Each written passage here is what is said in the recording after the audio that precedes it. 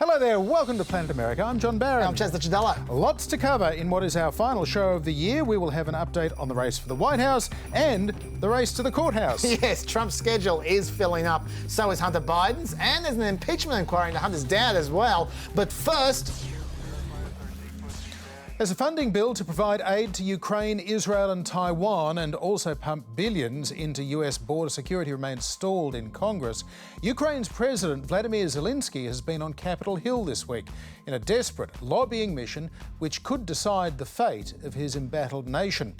Many Republicans are lukewarm at best on continuing to finance Kyiv's war effort against the invading Russians. Zelenskyy met with President Biden at the White House earlier today. The United States and Congress must, as I asked last week, it's stunning that we've gotten to this point. You know, we need to fully appreciate how it's wrong, how this is being viewed around the world and being used by Russia. Today's discussions in the White House and in Congress, across both parties and both chambers, with a speaker were very productive, and I thank you for the bipartisan support. The lead Republican Senate negotiator, James Langford, was asked whether he would consider decoupling Ukraine aid from the issue of American border security. His answer was pretty simple. No. The focus is, we hear from so many people is, why would we deal with other people's national security and ignore American national security? Why would we literally allow people across our southern border this administration labels national security risks by the thousands? And Senator Langford is no pro-Russia squish. He knows, though, the white-hot anger amongst House Republicans who will not support Ukraine aid without a massive increase in spending to stem the flow of illegal immigration across America's southern border. For example, Congressman Glenn Grothman of Wisconsin.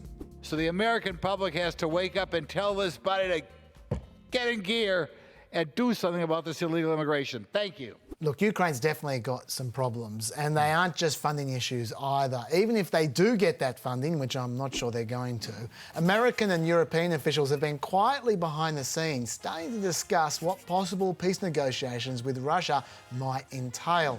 We're talking 50 supporting nations there, all chatting in the background, with American officials beginning to use the word stalemate, not a word that Ukraine likes. Meanwhile, both sides have lost over 100,000 people, but obviously that's going to affect the smaller country more than the bigger country. Ukraine has had to call older and older personnel, with the average age of a Ukrainian soldier now 43 years old. That's hard to maintain, John, even if you do get funding from America. Yeah, absolutely. Well, for more on this, we're joined by Mark CANCIAN. He spent years working in the Defence Department on budget strategy and war funding. He's a retired Marine Corps colonel, his service spanning Vietnam through to Iraq. Colonel CANCIAN, welcome to Planet America. Thanks for having me on the show.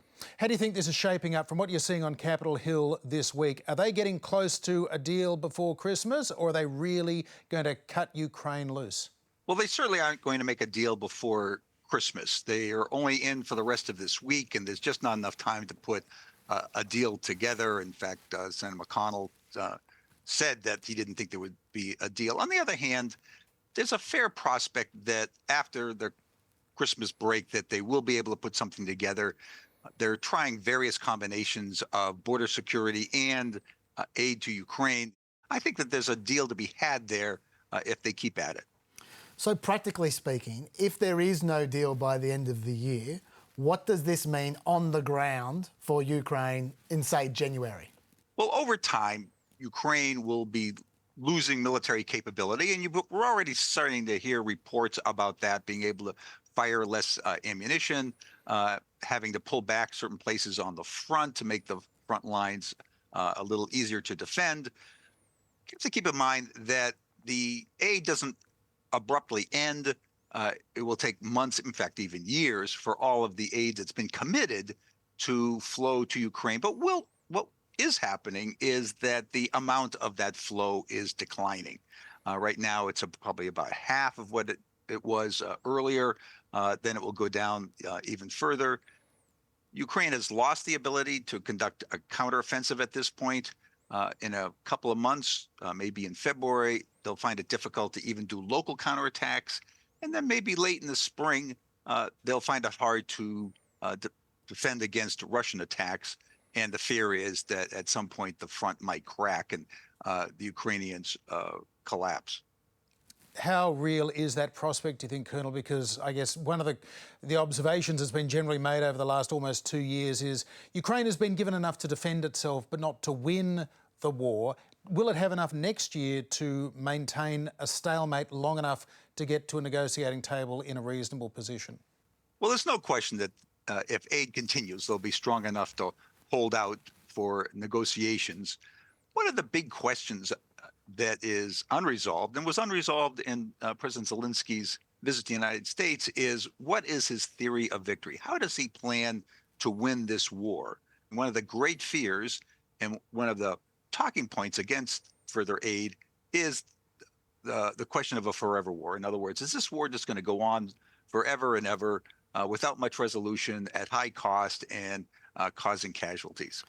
I might get you to answer that question then, Colonel. Whether Ukraine gets the $60 billion or not, is there any world in which they could actually win the war? And if so, how does that happen? Their previous theory of victory was that they would win back the lost territories bite by bite. They had a successful counterattack east of Kharkiv. They had another successful counterattack around Kherson. And the hope was that this counteroffensive from last summer would take another bite. That did not happen. They got hung up in the fortified zone. It's possible that the Ukrainians, having learned about attacks through fortified zones and when given more training and additional equipment, particularly equipment for breaking through fortifications and dealing with mines, which was a huge problem, it's possible that they could take another bite out of the occupied territories and keep doing that. But the Ukrainians are going to have to articulate that and make a convincing case that, in fact, they can do that, the training and incorporating the equipment. Russia, as of today, currently occupies about 20% of Ukraine, including Crimea, which it had occupied prior to this conflict beginning last year. Is there any prospect, do you think, of shifting that substantially down? And what price is justified to take back a bit of territory in the next year if this is just going to be a meat grinder? That question is really up to the Ukrainians. The United States and NATO have said that they will support Ukraine as long as Ukraine wants to continue fighting, essentially. And so far, the Ukrainians have not shown any hesitation about continuing the fight. Their population seems to be dedicated and to be firm. Of course, President Zelenskyy is certainly very dedicated to continuing the fight. So I think as long as they're willing to do that, then the United States and NATO and other countries will be willing to keep supplying them. Would a negotiated settlement with Russia effectively be a defeat for Ukraine, or is there a genuine compromise possible, do you think? Well, the only compromise possible is an in-place ceasefire. Negotiations reflect the situation on the battlefield. Right now, we have a stalemate. So it's important to keep in mind that a negotiated settlement like that would not be a complete victory for Russia or a complete defeat for Ukraine, but it would be a partial victory for Russia. They had hoped to take over the whole country. They failed to do that.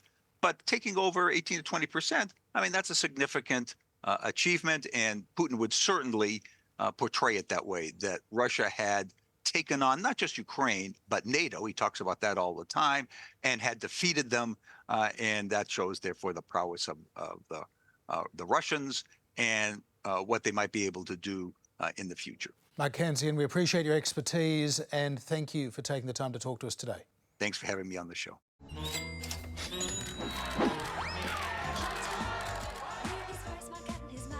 Also this week, the president's son, Hunter Biden, has been indicted on 9 federal tax charges. It follows the collapse of a plea deal in July that has also seen Hunter Biden indicted on 3 gun charges tied to his illegal use of narcotics.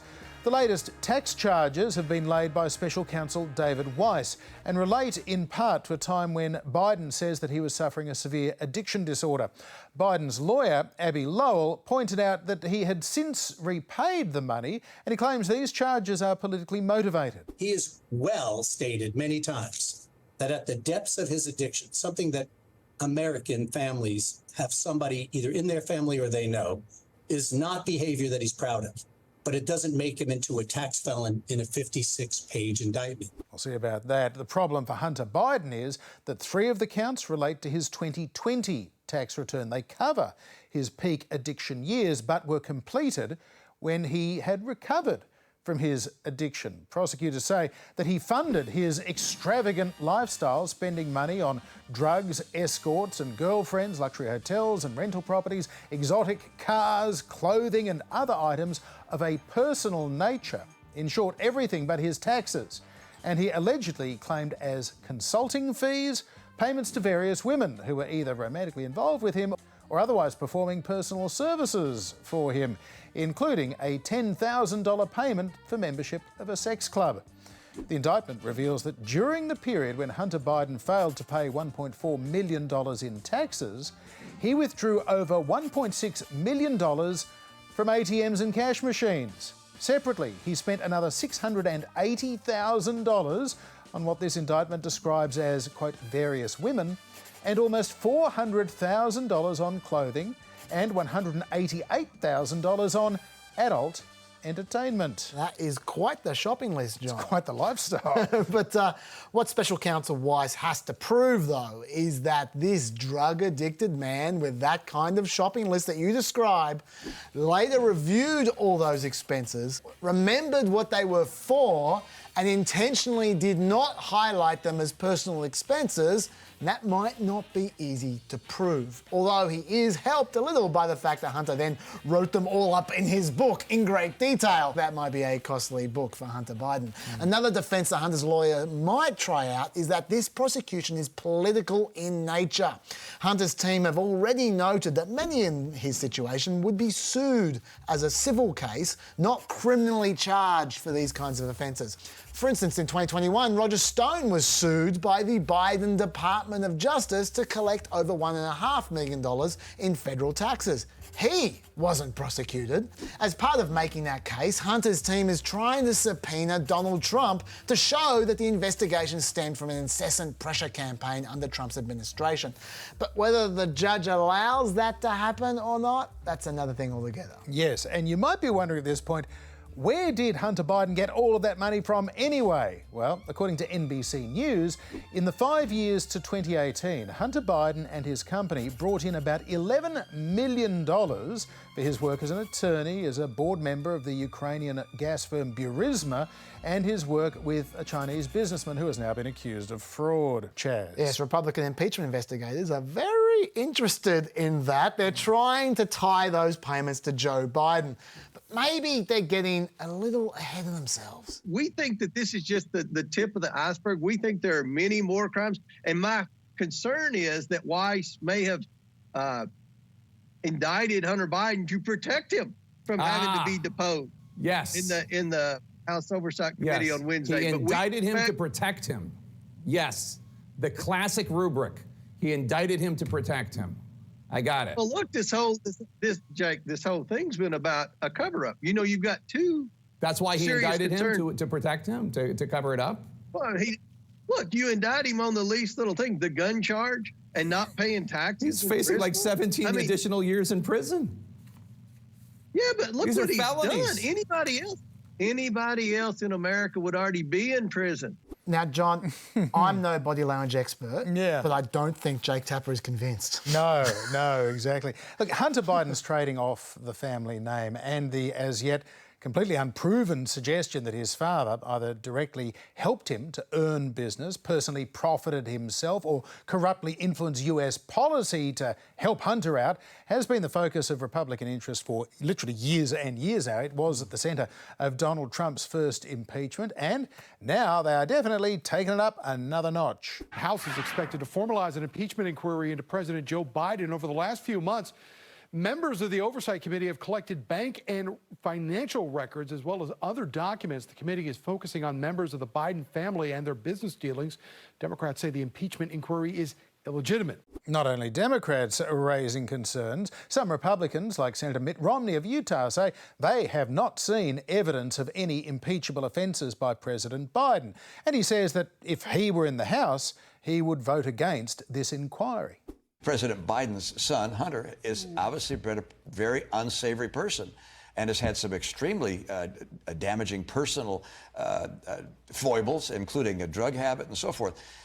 That's not President Biden, and we're not going to impeach someone because of the sins of their kids. I feel like they should just get Mitt to give Hunter a good talking to.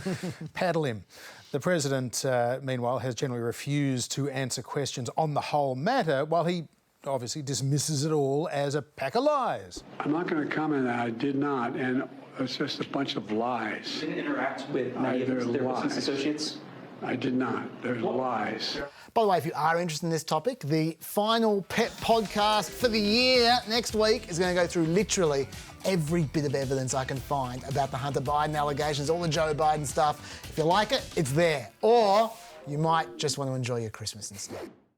Still on legal matters, and former President Donald Trump was due to take the witness stand for a second time in his New York fraud trial this week.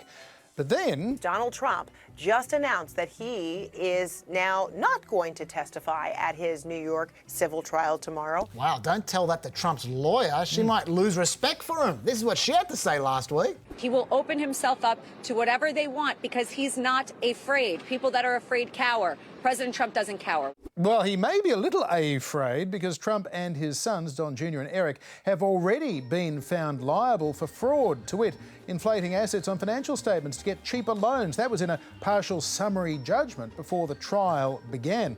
The former president testified last month and he explained his no-show this week on Truth Social. Our unassailable final expert witness has been so strong and irrefutable in his testimony. I have already testified to everything and have nothing more to say other than that this is a complete and total election interference Biden campaign witch hunt. That unassailable final expert witness was Eli Bartov, Professor of Accounting at NYU Stern. He was certainly effusive in his praise of Donald Trump's financial statements in his evidence, saying that he'd never seen one that provides so much detail and is so transparent. The footnotes, he enthused, provide an awesome amount of information, and if they were submitted in one of his classes, they would get an A. According to his university bio, Professor Bartov researches financial reporting, forensic accounting and equity valuations, among other things. The professor also revealed in court that he'd been paid $877,000 for his testimony, charging the Trump Organization and Trump's Save America Political Action Committee $1,350 an hour for 650 hours of work. Trump also paid another defence witness, Frederick Chen, a total of $850,000 for his expert real estate valuations. Prosecutors allege that that high fee made their evidence worthless. The state's only expert witness worked fewer hours but was still paid $350,000. So not bad at all. We are in the wrong game. Yeah, we just got to get an expertise on something. The case wrapped up early today. Judge Arthur Engeron will now decide what penalties he will impose. The state's Attorney General, Letitia James, wants a $250 million fine and a ban on the Trumps ever doing business in New York again. OK, so that's one case. But the trial, which I think most people are waiting for, is the January 6th trial, due to begin in March next year. Or is it? Is it? Well, if Trump gets his way, it might not happen at all. Because Trump is of the view that his January 6 actions were covered by presidential immunity. Also, that he can't be prosecuted for those actions anyway, because according to the principle of double jeopardy, he's already been acquitted of these charges during his impeachment, so he can't be prosecuted for those same actions twice. A DC judge has already held that those defences are kind of rubbish, but Trump is appealing to a higher court. And while it's possible for the appeals court to rule in under 2 months, it could also take them more than a year. Literally last week, an appeals court denied a similar claim from Trump in one of his civil trials, and the decision took 20 months for them to hand down. And then after that, Trump then gets to appeal to the Supreme Court. So this appeal could easily stop the trial from ever happening if Trump wins re-election. Except Special Counsel Jack Smith has a plan. Smith has asked the Supreme Court to weigh in on Trump's immunity now, which could potentially leapfrog the appeals court process entirely. He noted that the Supreme Court has done this in the past for cases of, quote, imperative public importance, like, for instance, in the case of the Dobbs abortion decision. Now, whether this works or not, we'll see, but we're going to be chatting more about this on Friday regardless, because this is a big deal. Certainly is. Last week's fourth Trumpless Republican candidate debate confirmed that former South Carolina Governor Nikki Haley has emerged as the nearest but still very distant rival to the former president and frontrunner. She drew harsh criticisms from the man that she's overtaking in many state and national polls, Florida Governor Ron DeSantis, and tech CEO Vivek Ramaswamy. You have a corruption problem. She caves anytime the left comes after her. For her corrupt foreign dealings as a military contractor. And I love all the attention, fellas. Thank you for that. And here's why Nikki Haley is taking so much incoming fire. She is now second nationally to Trump, that according to a Wall Street Journal poll this week, while an Emerson poll had DeSantis crashing down to just 7%, also in third place.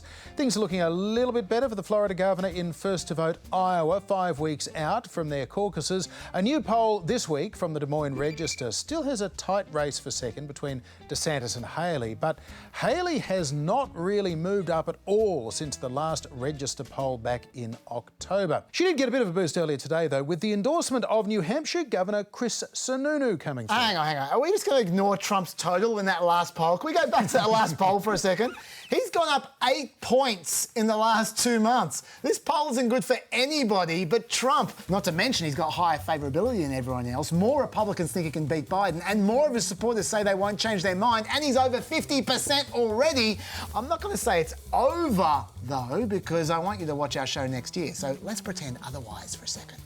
Hey, how about the Sanderses imposing organisation in Iowa, John? Yes, I'm hearing a real buzz about that. Yes, his super PAC has gathered more than 24,000 commit to caucus cards. That's a lot. It is. It's a huge number. That will maximise the turnout of DeSantis supporters on caucus night for sure. Impressive.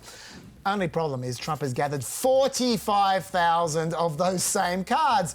And while we can't know if Trump supporters are as committed as DeSantis are to caucusing, that still isn't a great sign for TV shows trying to keep people interested. No, but you're saying that both have got literally thousands of supporters. That's what you're saying. Sure, both I'm have saying thousands. that. Hey, John. Yeah? Casey DeSantis has a great idea how to outflank Trump's people. We're asking all of these moms and grandmoms to come from wherever it might be, North Carolina, South Carolina, and to descend upon the state of Iowa to be a part of the caucus, because you do not have to be a resident of Iowa to be able to participate in the caucus. But then the next day, the Iowa GOP reminded people that you must be a legal resident of Iowa to participate in the caucuses. And no prizes for guessing who they were talking about there. But hey, it still might be really close because I got nothing. Change the subject. Yeah, well, there was a pretty weird debate moment, I should mention, from Vivek Ramaswamy. Yeah. In between calling Nikki Haley corrupt and telling Chris Christie to get off the stage and go and eat some lunch, Chris, Vivek Ramaswamy basically went full tinfoil hat. Take a look. The January 6th now does look like it was an inside job. About Saudi Arabia's involvement in 9/11. The great replacement theory that the 2020 election was indeed stolen by big tech. It was pretty weird stuff, and maybe here's why. Ramaswamy then appeared alongside uber conspiracy theorist Alex Jones, whose denialism includes repeatedly claiming the 2013 Sandy Hook Elementary School massacre was a hoax. They were in a live stream conversation with ex-owner and free speech absolutist Elon Musk. Although at one point, Vivek did seem to take the notion of live stream a little too literally when he dashed off to the toilet without muting his mic. I'm super pro-human, and I mean all humans. Humans in America, humans in somebody's Africa, got their thing Asia, open and everywhere else. Somebody's got their phone open in the bathroom. Yeah, that's Vivek. Vivek, that's your phone, Vivek. I'm not able to mute you. Vivek. Perfect. Go ahead, Elon. Sorry about that. So, Well, I hope you feel better. I feel great. Thank you. Sorry about that, guys. No wonder he felt great. That was a 33-second wee. And by the way, Chaz, that event was called to welcome Alex Jones back from a ban on the former Twitter. And longtime Trump political advisor and dirty trickster, friend of the show, Roger Stone, was just chuffed about that, tweeting, "When we look back at how America was saved, the moment Alex Jones was restored to Twitter, now X, will be seen as a pivotal moment in history. Thank you, Elon Musk." Well, it's that time of the year when US news broadcasts celebrate a time-honoured tradition, finding ridiculous ways to showcase how inflation works. For instance, remember Kevin McAllister's Chicago shopping trip from the movie Home Alone? Back in 1990, it cost $19.83. But last year, News Nation found that if you add that to my bill of $63.47 and woo, we are a long way away from 30 years ago and Kevin McAllister only paying $19.83. Unfortunately, though, Chicago's supermarket prices haven't really gone up much this year, so Fox News needed a much scarier number for their 2022 base price. Basic grocery purchases by Kevin McAllister in the 1990 film Home Alone went from $19.83. Last year, our next guest purchased the exact same items, and the total came out to $44.40. Today, the same experiment ran a bill over $72 at one Chicago grocery store. So the Kevin McAllister Inflation Index is up 62% this year, according to Fox News. Who would have thought when the Home Alone movies came out that this man could become president again because this boy's shopping became too expensive? But when it comes to novelty measures of Christmas inflation, one index is the gift that keeps on giving. Every year, PNC Bank releases a Christmas price index to see how much it would cost to buy all the items in 12 days of Christmas. From the partridge in a pear tree to the pipers, the drummers, the lot. If he were to purchase, let's say, a partridge in a pear tree. What qualifies as ladies dancing? Ladies dancing. Okay, we'll just leave it at that. Those 12 doves, by the way. Oh, it's 2 turtle doves. Okay. Well, they're going to cost you $750, and that's up 25%. That's one of the biggest items up on inflation. Wow, in 2023, we're not just failing to achieve peace, we can't even afford the doves. This year, the PNC Christmas Index went up a modest 2.7%. But once again, Fox News needed a number that was a little bit scarier. But here's the point about this whole thing, is that it's a $46,000 total. If you go back to 2020, 16 grand. I always thought this was 30,000 more to deliver the 12 days of Christmas to me. Almost 200% inflation in 3 years? That's huge. How'd they get that number? By using 2020 as the baseline, which was the lowest ever price for the index because COVID restrictions stopped them including 9 ladies dancing, 10 lords a-leaping, 11 pipers piping and 12 drummers drumming. Whereas if they'd used 2019 as a baseline, the Christmas price index would only be up about 20% over 4 years, basically identical to the CPI. Now, maybe I'm just being a pedant in a pear tree, but I reckon we need a better novelty index that can give Fox News the astronomical rates of inflation that they require without them having to resort to rank dishonesty. And I think I've got it. We showed you last week that recently expelled Congressman George Santos has joined Cameo, a site where people can pay him to record short messages. Proud of you for coming out as a furry. Now, Santos has been on Cameo for about 8 days at this point. So how are his prices looking? Santos raised his price on Cameo on Monday from $75 to $200 due to the demand. His fee has now jumped to $350, up from $250 just this morning. On the video sharing platform Cameo for $500 a pop. That is 567% inflation in 1 week. Perfect. So step aside 12 days of Christmas. I give you the George Santos Cameo Christmas Index, which is currently rising at an annual rate of 29,484%. Proof that Bidenomics has failed millions of hard-working American families who are struggling to troll their kids with a personal message from George Santos. Merry Christmas, Fox. It's all yours. And in case you're wondering, the Lords Are Leaping are calculated from the Philadelphia Ballet. So it's a pretty rubbish index generally. It's quite creative. Look, that's it for Planet America for this week and this year, but we will be back in late January to cover the race to the White House in 2024. It is going to be quite the ride. And we have the Fireside Chat this Friday on ABC News, our last for the year of that as well. But the Fireside Chat will be back on January 12th, just in time for the Iowa caucuses. So we'll see you there. Merry Christmas.